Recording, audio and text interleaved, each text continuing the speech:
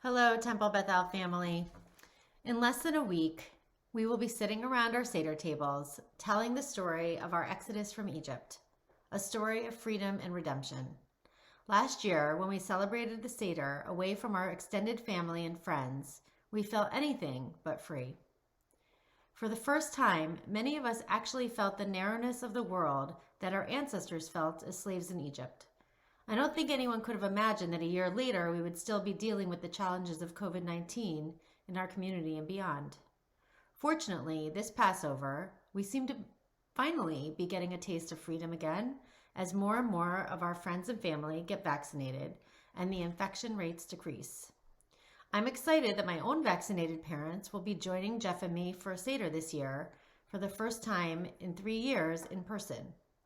And I'm equally excited to let you know that Temple Bethel will officially begin reopening our building after more than a year. Yay!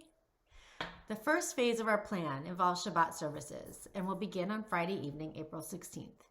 Services will be held outside in the area where we build our sukkah. Congregants will need to pre-register to attend in person, and we're developing a reservation system to facilitate this process. We're presently calculating the number of people who can safely fit in that space, allowing for 6 feet of physical distancing. In case of bad weather, the service will be conducted entirely on Zoom, and we'll make that determination each week by Thursday afternoon. In-person Shabbat morning services will begin April 17th when we kick off our spring B'nai Mitzvah season with Liam Raz's Bar Mitzvah. After that, there is a bar or Bat Mitzvah every Shabbat morning through June 5th, with the exception of Sisterhood Shabbat on May 15th, which has been pre-planned on Zoom.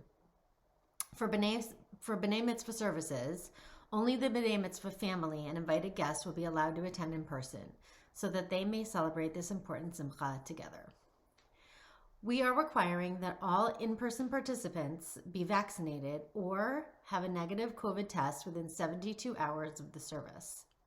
Congregants who feel uncomfortable attending in person or cannot attend in person due to a lack of space, they can still access Friday and Saturday services via Zoom.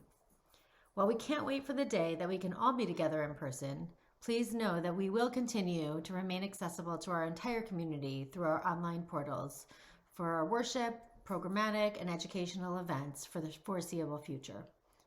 Pikuach Nefesh, valuing and preserving life, is an overarching Jewish theme and has been a guiding principle throughout this pandemic and for our reopening. I'd like to thank our reopening task force, led by Gary Lesson, for their diligence and care in revising and devising the plans to reopen our building gradually and carefully. I also want to remind you that this is a working plan.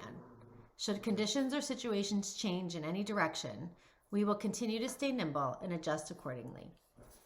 The Reopening Task Force and Board of Trustees, in cooperation with the staff and clergy of Temple Bethel, continue to consider our plans for in-person minyan, religious school, and other gatherings on the grounds of our beautiful campus.